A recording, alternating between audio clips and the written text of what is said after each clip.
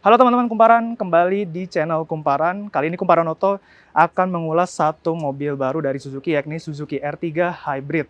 Seperti apa ulasan dan impresi lengkap dari Kumparan Oto? Saksikan videonya sampai selesai.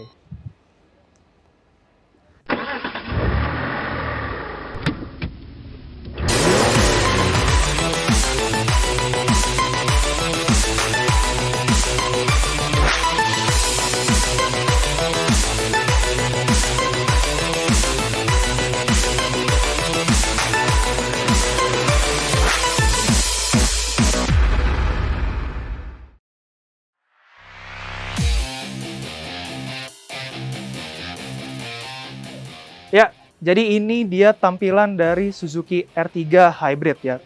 Sebelum kita mengulas lebih jauh desainnya, pertama-tama gue mau ngasih tahu kalau Suzuki R3 Hybrid ini dia tersedia dari dua varian gitu ya. Pertama yang varian biasa seperti ini yang seperti kalian lihat, dan yang kedua ada varian Sport. Kalau berbicara soal desainnya, dia sebenarnya nggak jauh berbeda dengan Suzuki R3 yang sudah beredar lebih dulu gitu ya. Dia desain yang paling beda tuh di bagian grill ini ya. Sekarang dia desainnya baru seperti ini, tetap dilapisi chrome, jadi dia lebih mewah.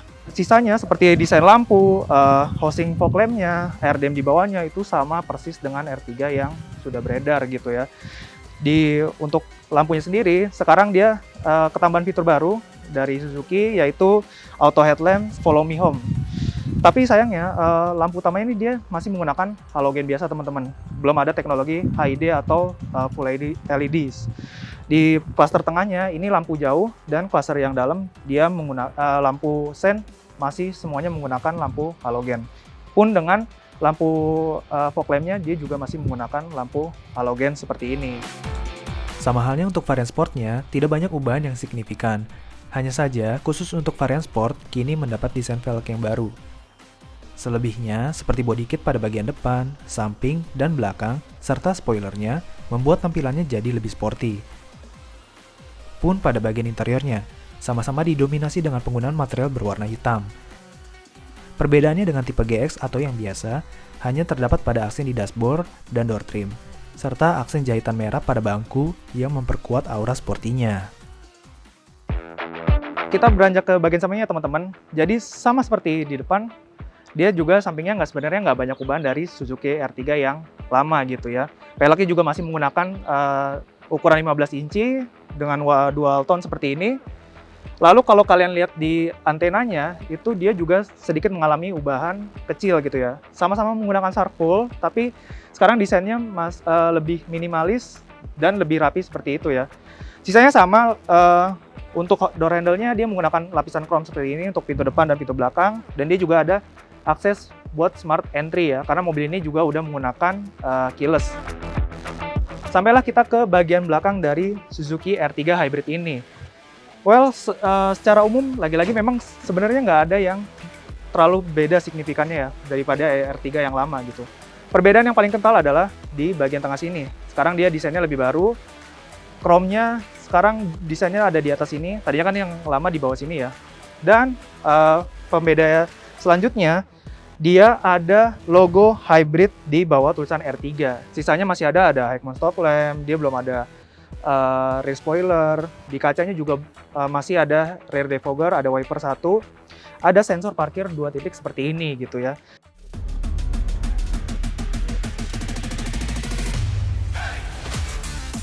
Ya, sekarang gue udah ada di bagian interior Suzuki R3 Hybrid ini. Karena semuanya hampir mirip dengan R3 lama, gue akan bahas bedanya dulu ya. Pertama, yang paling beda itu sekarang di instrumen clusternya ada informasi visual mengenai sistem hybrid dari Suzuki.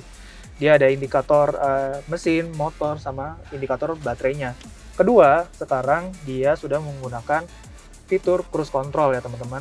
Dan seperti yang gue bilang tadi di depan, dia sudah ada fitur auto headlamp. Jadi kalian bisa tinggal ngatur seperti ini dan lampunya akan nyala otomatis. Dan yang ketiga, dia ada fitur idling start-stop system yang membuat mesin mobil ini akan mati secara otomatis ketika kalian sedang berhenti sebentar atau situasinya dalam kemacetan atau lampu merah. Kira-kira seperti itu. Sisanya sama aja ya teman-teman. Mulai dari dashboardnya semuanya menggunakan warna hitam seperti ini. Dia di tengahnya ada panel kayu seperti ini yang nyambung ke bagian door trim. Di tengahnya dia masih menggunakan multimedia dengan layar sentuh seperti ini. Panel instrumennya juga AC-nya lengkap, pengaturannya lengkap, bentuknya digital seperti ini. Di bawah dia ada soket pengisian daya ulang 2 buah, yang satu untuk USB, yang satu soket port biasa ini. Oh ya, ini kuncinya ya teman-teman, dia ada aksen birunya dan dia sudah keyless. Di bawah sini dia ada tempat untuk mendinginkan minuman karena dia ada ventilasi dari AC-nya. Transmisinya dia ada dua pilihan, manual 5 percepatan dan otomatis 4 percepatan. Jadi beda dengan yang di India ya, yang 6 percepatan dan ada pedal shift di sini. Selebihnya sama aja di bagian tengah sini, kosong, nggak ada penyimpanan tambahan. Dia ada lagi-lagi soket 12 volt di bagian tengah sini untuk charging di penumpang belakang. Untuk posisi duduknya, dia seperti ini. Jadi bangkunya kalian bisa atur ketinggiannya dengan menggunakan tuas yang ada di sebelah kanan. Sementara untuk setirnya, kalian bisa mengatur tilt seperti ini. Hanya saja dia nggak punya fitur teleskopik ya teman-teman, jadi nggak bisa dimaju mundurin. Dan seat beltnya sendiri dia juga tipenya fix ya, jadi nggak bisa diatur tingkat ketinggiannya menyesuaikan dengan kebutuhan postur pengemudi. Nah, jadi ini dia baris kedua dari Suzuki R3 Hybrid. Sebelumnya tadi ada yang ketinggalan untuk safety-nya, dia masih dual airbag ya, nggak kayak di India yang udah 4 airbag di sini. Ada di bangku depan, dan ini bangku belakangnya udah posisi yang paling mundur. Jadi kalian lihat, ini ruang kaki gue, dia masih ada space. Padahal dua bangku ini juga posisinya udah yang paling mundur.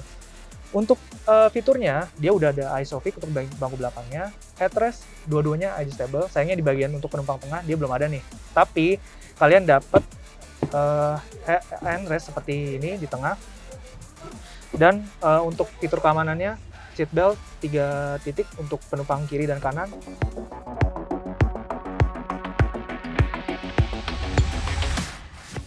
Meski mengusung embel-embel hybrid, tetapi layout dari mesinnya tuh nggak sama mobil hybrid pada umumnya ya teman-teman. Kalian nggak akan lihat sistem mesin bensin dipadukan dengan motor listrik di engine bay sini.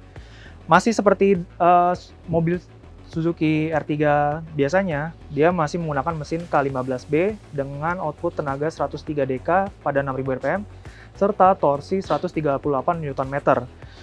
Dan sistem hybrid ini Suzuki menyebut ini merupakan versi penyempurnaan dari mild hybrid yang pernah mereka perkenalkan pada Suzuki R3 mild hybrid yang mesin diesel. Jadi ada beberapa komponen untuk sistem hybrid dari Suzuki ini. Pertama, mesin K15B itu sendiri, kedua aki, ketiga sistem integrated smart generator, dan yang keempat ada penambahan lithium baterai yang terletak di bagian bawah kursi penumpang depan.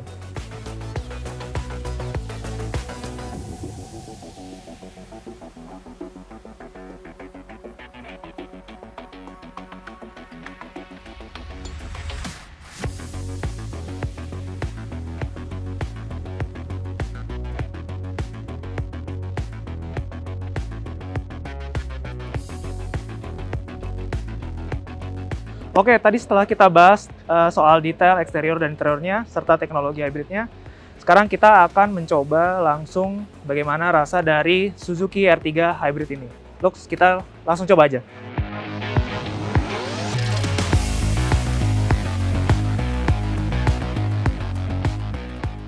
Oke teman-teman, sekarang gue udah di dalam dari Suzuki R3 Hybrid ini. Kita sedang ada di test track-nya Suzuki dan kita akan mencoba secara langsung demonstrasi dari sistem hybrid Suzuki R3 ini. Tadi yang gue jelasin di awal, dia bedanya ada di panel instrument cluster, dia ada visual layar MID-nya, dia memvisualkan sistem hybridnya dari Suzuki, ada indikator mesin, terus ada motor atau ISG ya, integrated starter generator, dan ada indikator baterai. Kalau kita lagi ngegas gini, dia indikator mesinnya itu nyala warna merah gitu ya, artinya mesinnya doang yang bekerja ya. Lalu dia di atas 2000 rpm gitu ya, kayak misalnya 2000 rpm seperti ini, terus kalian lepas dia itu nanti akan ada indikator seperti indikator baterai gitu ya, dan animasinya itu dia seperti ada tanda panahnya yang artinya dia teknologi regeneratif ya. Jadi dia ngisi baterainya kembali gitu. Ini kita nyoba untuk kecepatan dari 0 sampai 100 ya. Nah itu dia ada tanda panahnya, jadi dia sistem hybrid ini juga berfungsi sebagai power assist gitu ya, untuk membantu mesin utamanya gitu ketika akselerasi dari diam. Dan sistem hybrid dari Suzuki ini juga nggak bisa selamanya dipakai. Situasinya harus ada beberapa syarat yang dipenuhi gitu.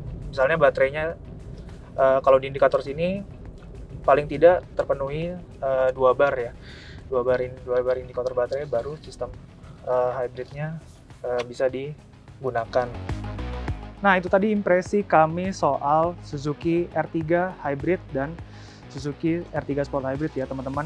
Gimana? Kalau kalian suka dengan video ini, silakan like video ini. Kalau kalian belum subscribe channel Kumparan, silakan subscribe dulu. Dan kalau kalian ada komentar soal mobil ini, tulis komentar kalian di bawah sini. Saya Sena Pratama, sampai ketemu lagi di video Kumparan Oto selanjutnya.